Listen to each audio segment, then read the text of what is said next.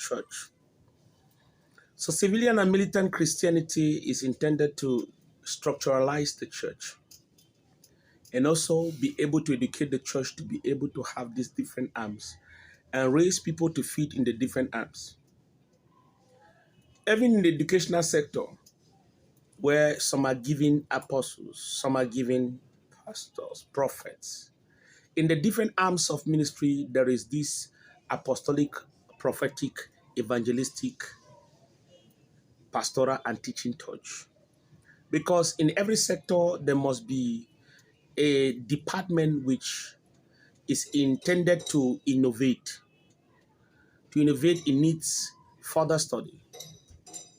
Implies that in every arm of the church, there must be a system that bring people to grow into better functionality and operation in that unit. And that's why every domain where people are raised as ministers, some will raised into the apostolic, but this time now in the marketplace. Hear what the Bible says, he raised them as kings and priests unto the nations. He didn't say unto the church. As kings and priests unto the nations, not unto the church. Now, this is what we must understand.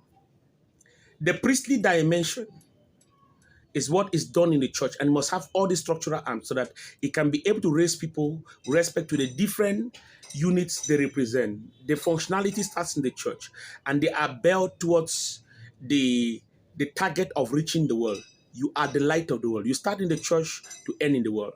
So church is one of the highest school. It's one of the highest resource center, which definitely implies this education that is done empowers people who are now commissioned. The commissioning of what the 21st century church will be doing is not in the sense of deploying people to open other churches. It's in the sense of deploying people to integrate into different structural systems of the nation, because the church is the preparatory unit, which they are tested, assessed, and then now they are commissioned. So some people who have a mandate, which is an apostolic mandate to integrate into the educational system of the nation. Now that is the kingly dimension. The priestly dimension is in the church unit. The kingly dimension has to do into the physical structure of the nation. That's when the church now begins to carry the government. And those who are in the apostolic arm of commissioning, they're the ones which break the new grounds. It means they come to open the new operations of the different sectors they're going to. For example, if somebody is coming into a domain, like, let's say, the economic domain, as an economic apostle, what happens that you integrate into that system by generating economic policies that can boost the economy of the nation. What happens is that once the hypotheses you generate are breaking grounds, proving results, you have an audience to influence.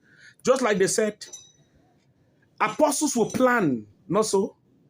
The plan. The plan. So you are integrating yourself into the structure which you represent as an apostle to plan a new operational system that would transform that sector of life.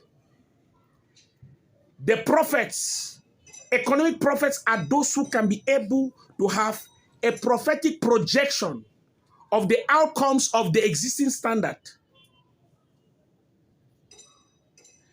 These policies we put in place are good now, but in the next 10 years, they are going to have defaulty standards. If they are not improved upon now, or in the next 3 years, start preparing people to get into this.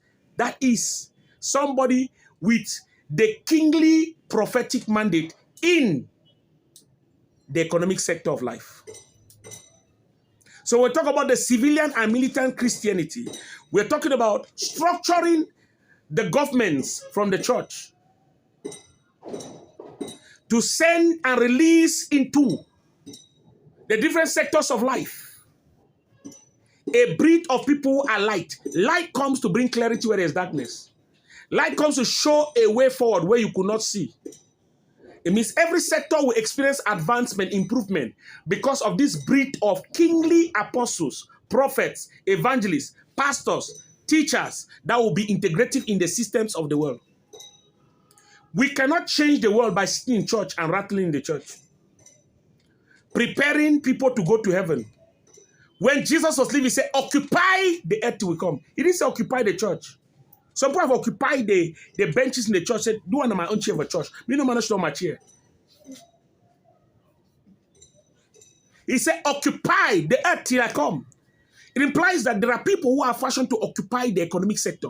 Some are fashioned to occupy the political sector. Some are fashioned to occupy. Remember, the man was created and endowed with abilities to dominate the earth. It means there is a domain of existence which the gift of God in you is designed to bring dominance in it. Oh, God. And this is a man called Joseph. How did he pave his way to integrate? Because on normal basis, sometimes we can integrate by going through their school. So people must still go to school.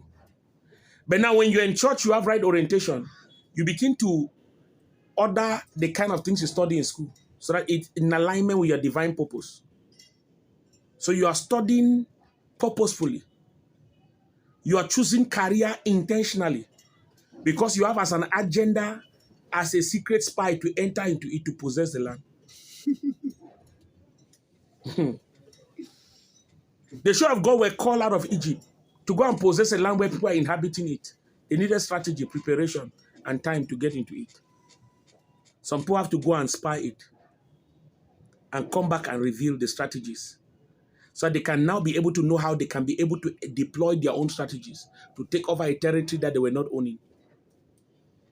So the church cannot take over the earth by speaking in tongues. We must prepare people intentionally and purposefully, fit them to integrate into different structures where they now come with policies stronger. So in the days of old, this is Joseph. Joseph was a slave. It was not his nation. Implies that it is possible that people whom are not also in that field. Is he a pastor? So how do you integrate into their system as a pastor?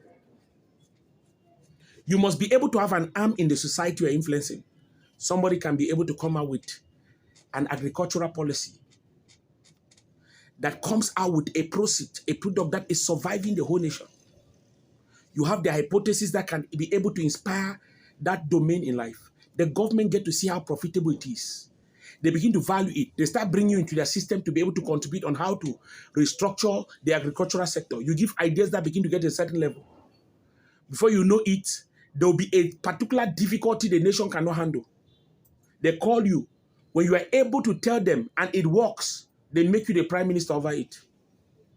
That's how Joseph became a prime minister of a nation that he was not naturally coming from it. So how do you come out from the church where you do not go through their system and become a minister, which is an apostle in that domain? You have mastery of the mind of God in that domain. You are going with an apostolic mentality to be able to break that ground and set a new standard. The land flowing with milk and honey had giants in it. You must conquer their own existing policy by showing something stronger than what is existing. Collapsing the walls of Jericho makes them know that their security unit is not as strong as your own. They bow to you. I'm saying sacred things. They're very vital. This civilian and militant Christianity, it means having this manual is about to be innovated. The same knowledge I am bringing now come with the factual aspects to be able to back the concepts here, to give them more weight to stand on. They are conceptual here. The different structures in the military defines their functionality in order for effective results to be accomplished. I've given analysis. A civilian church is that church that doesn't train people for battle. But I've gone further by giving you secrets on how the church have to structure itself, grow people and send them now. They're integrated in the other sectors. We will not just send people to go and preach to people in salon and bring in church. No. We're about to carry the church into systems.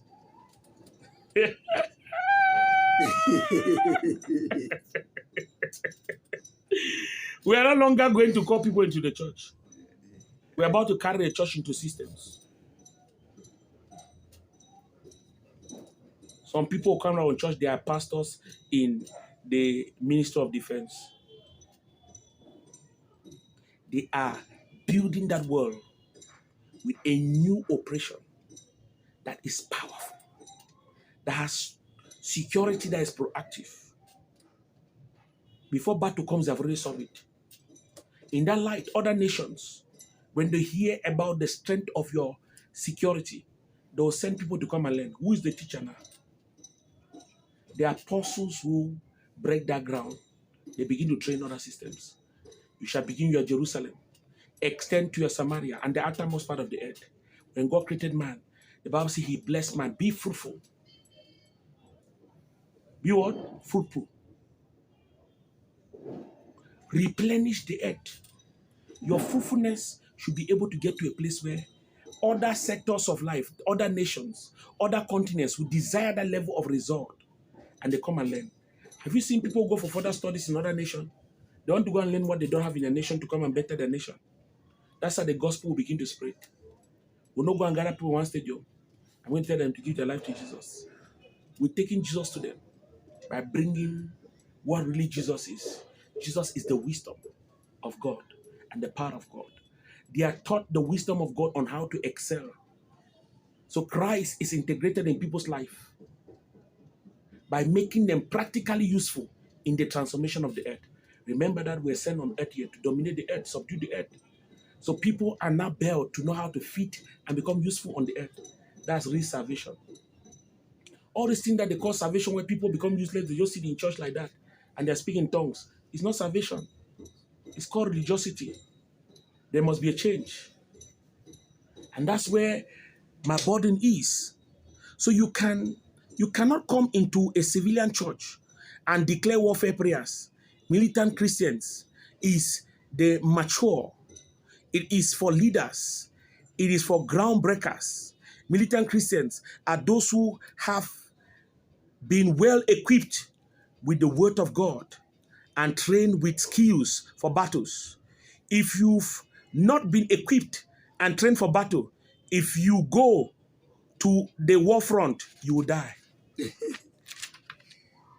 There is a level of development a man must attain before he begins to read warfare books. Nobody just come from nowhere and then go and begin to learn how to hold gun. No. It's an education you first go through before you go to practice. Even when you go to driving school, you go through first an education before they put you into practical.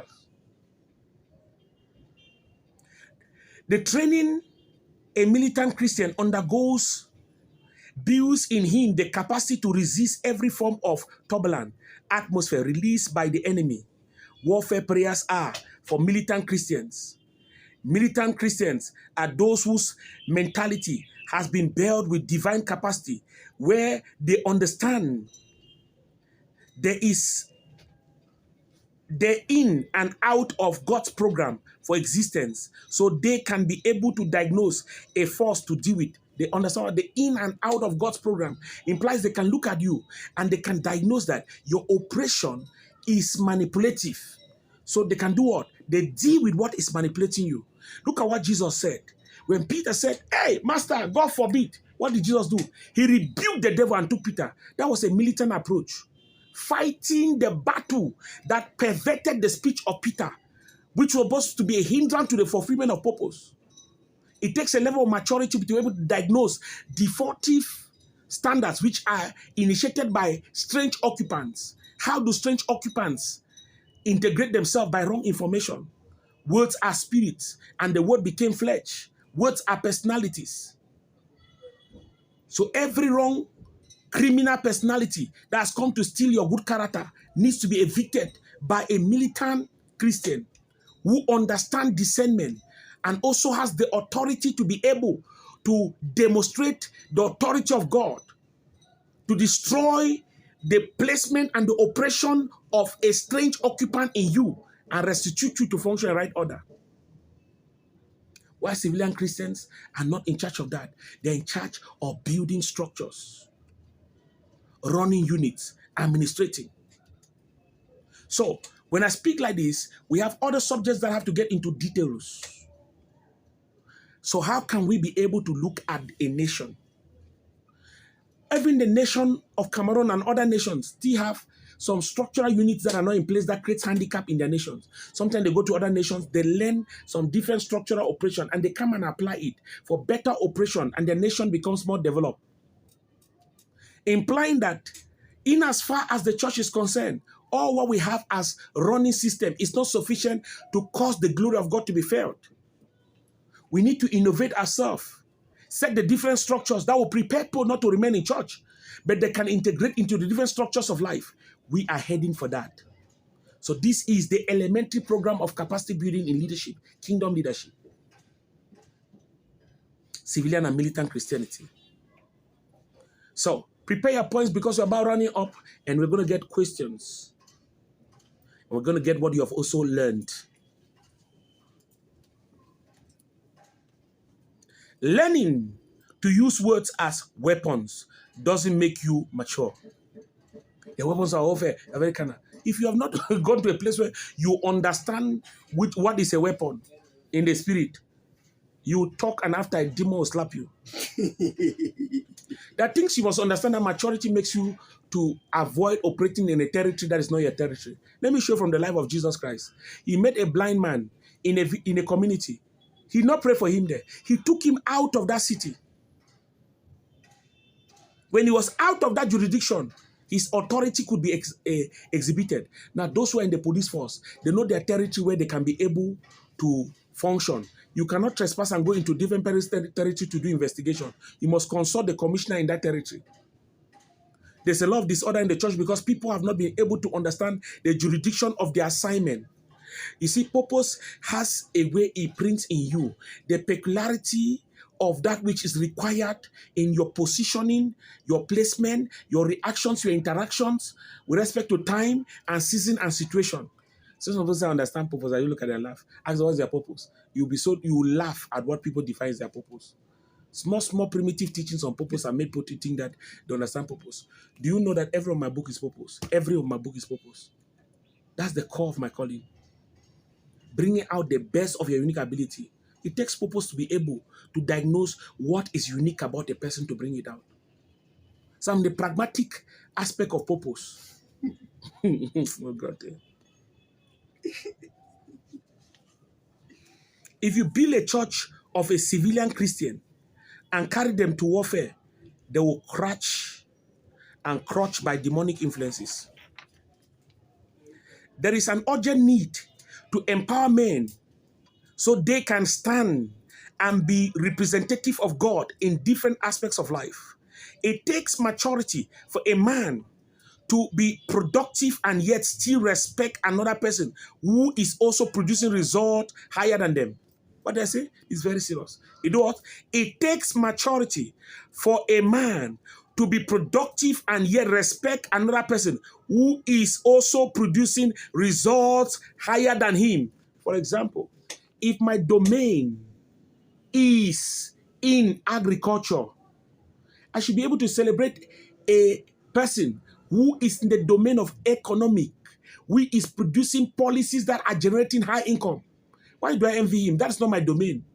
So maturity will make you to have a master of your own domain and you stay within your lane and the frustration of what people become does not influence you, but you can instead celebrate them because you will never become what they are. And what they are has a way, it will also help and promote what you are doing. It takes maturity for envy to leave a people. It takes maturity for jealousy to leave a people. Poor elimination has brought about a lot of assumption whereby people are into positions they can't effectively handle. The time is now where the church must negotiate, must engage to move people from civilian to militant Christianity. You can be an army, but your specialty will determine the kind of training you will undergo in order to be effective in your manifestation. The Marine, for example, are part of the army, but the training ground is in the water. The Air Force is part of the military, but their place of training is in the air, and so on.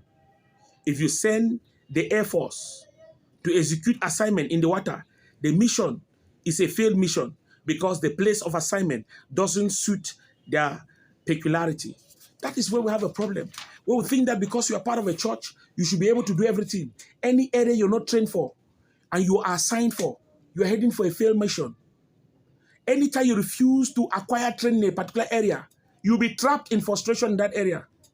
Nobody excels in an area because they are given the opportunity. You excel in an area because you have been prepared for that area.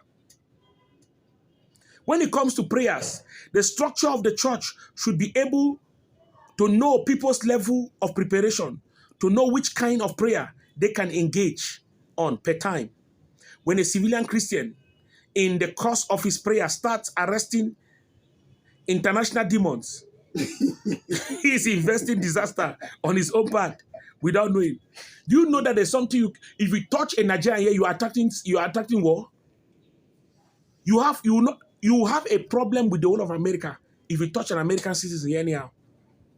It will become a whole national problem. So I arrest every international demon. International demon, are you an international citizen? It's just like someone who can't afford to pay for a spoke of a bicycle trying to get a Hummer Jeep. It's a problem. The army of the end time shall know their ranks and they shall not break it. That's what the Bible says. They shall know their ranks and they shall not break it. We are in the age where it is very vital to build ourselves and meet with divine expectations for us to be able to deal with the vices of the enemy that has imposed a life to humanity contrary to what they were originally fashioned for.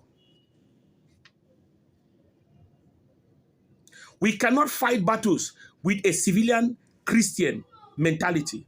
Civilian Christianity is a civilian Christianity is a mentality. Militant Christianity is also a mentality. As long as a conflict exists, there must be a battle. Psychological battles are not handled by civilian Christians. They are handled by men who have ascended a height of military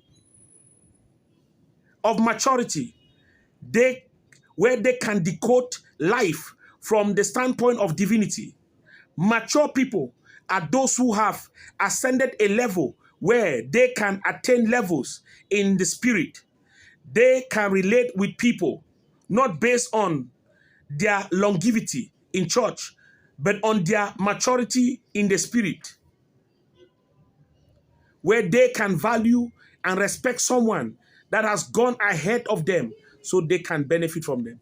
You see, all this disorder in church where people cannot respect some people because they have a particular gift. They don't know how to understand the importance of people's different placement. It has created unnecessary problem in the church. And there's a need for that to be corrected.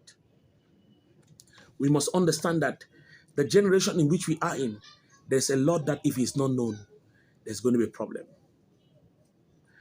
We actually have spoken on model 2 to a certain extent, distinguishing between the civilian and the militant Christianity in line with the perspective of vision is what we're going to start tomorrow. Passion, mission, and purpose. That's what we're going to get into tomorrow. So for today, we are done for today. It's questions and what you've understood.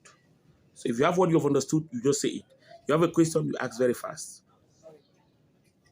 You're welcome. Today, teaching was really impactful and encouraging. What I learned is that the ignorance of purpose is the main cause of the wrong placement people are positioned into. So the call of God is a call to educate people about their purpose and uniqueness so that they can be able to position themselves in the civilian or militant milieu. And the reason why people are civilians. What is your understanding of the civilian and militant? Because when we talk about the milieu now, what do you understand? Okay.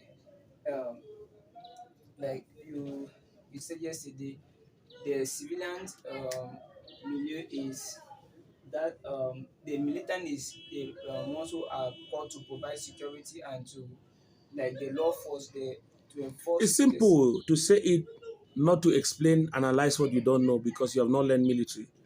You said it has to do with the military arm, which has to do with security, battle, and all that. We know that we have, when they see the uniform, a person in the military, you know that they are there to put order. Why the civilians, they are for internal affairs. Why the military is more on defense, protection, and security of external affairs. So when it gets to the internal running operation, is the civilian. Yeah, When it gets to security, so if there is a default in operation, if people are not abiding to the rules and regulation, the law unit that comes to put order is the militant aspect that puts order. It puts order, keeps security, but you know that the civilian is there to be able for internal affairs, running affairs. I have a question, sir. Mm. Now, when do you put a man, a civilian who has passion, who is